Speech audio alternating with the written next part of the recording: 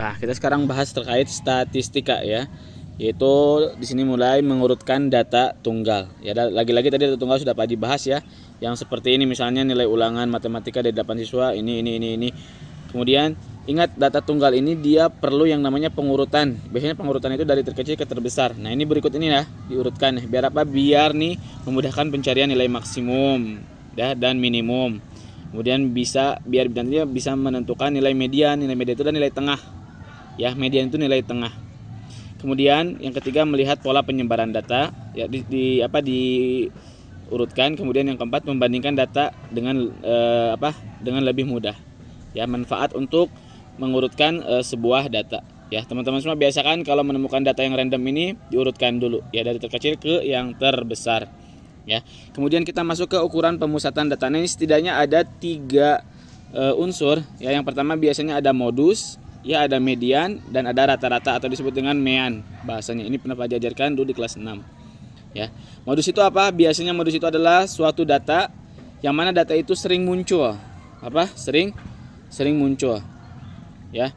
Kemudian median itu adalah nilai tengah dari sebuah data yang sudah diurutkan. Ya. Dia adalah nilai tengah. Kalau untuk menentukan nilai median itu gampang banget. Ya, kalau misalnya dia nilainya datanya itu ganjil, jumlah datanya itu ganjil, nah kita tinggal cari yang tengahnya yang mana. Kita misalkan contoh ya, kemudian ini rata-rata mean. Nah, kita akan contoh dari data tersebut nih. Data tersebut ada yang ini aja nih. Tadi Pak aja nemu. Nah, ini misalnya nih. Ini ada sebuah data, ini modus dulu, kita tentukan modusnya di sini ya, modus. Nah, ini Pak aja tadi sudah lihat, ternyata 75 itu 75 dia muncul 3 kali. Kalau 85 ini munculnya 2 kali. Ya. Kemudian 75 3 kali, 85 2 kali, 90 2 kali. Berarti modusnya adalah 75 karena dia angka yang sering muncul. Yaitu untuk menentukan modus. Modusnya berarti 75. Ya. Nah, kalau untuk menentukan median, ya, ini misalnya ada sebuah data yang sudah diurutkan.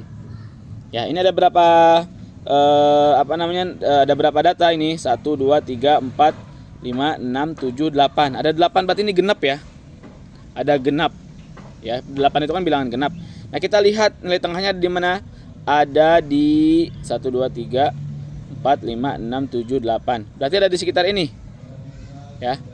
Nah, mediannya ada di sini. Caranya gimana? Kita tambahkan 75 ditambahkan 80, kemudian kita bagikan 2. 75 tambah 80 berapa? Misalnya 155. Ya. 155 bagi 2 hasilnya berarti 78,5. Nah, ini nilai mediannya. Ya. Kemudian rata-rata ini dihitung semua nih kalau rata-rata nih. 70 tambah 70, 140 tambah 75, tambah ini, hasilnya sekian dibagi dengan jumlah data. Ada berapa nih? 1, 2, 3, 4, 5, 6, 7, 8. Misalnya Pak Haji contoh, ini Pak Haji hitungnya agak cepat ya di video. Misalnya contohnya adalah 400. Ini jumlahnya ada 400 nih. 75 semuanya ada 400. Nah, kita bagi aja. Ada berapa jumlah data? 8 ya tadi ya. Dibagi 8. Maka hasilnya berapa?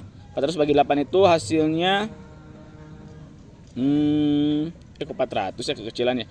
Misalnya 640 ya. 640 ininya jumlahnya. Dari 70 tambah 70 tambah 75 hasilnya 640 ya. 640 kita bagikan dengan 8. Maka hasilnya 80. Berarti ini meannya atau rata-ratanya adalah 80. Paham ya? Oke, kita masuk ke ukuran penyebaran data. Nah, ini juga ukuran penyebaran data ini ada 3 poin. Yang namanya adalah jangkauan. Nah, ini ada istilah lain lagi nih, jangkauan, kemudian kuartil, kemudian ada lagi istilah jangkauan kuartil dan simpangan kuartil. Apa itu jangkauan? Jangkauan adalah selisih antara nilai data terbesar dengan nilai terkecil.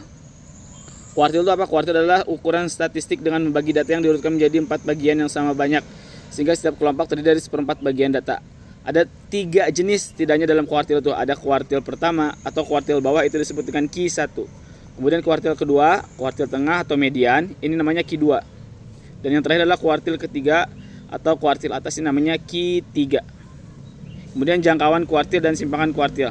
Jangkauan kuartil itu adalah selisih antara kuartil terbesar dengan kuartil terkecil. Sementara itu simpangan kuartil itu dapat dilakukan dengan membagi dua jangkauan kuartil yang sudah ditentukan. Kita akan contohkan untuk menentukan jangkauan ya, untuk menentukan jangkauan pada materi ukuran penyebaran data. Ini Pak Haji siapkan data ya.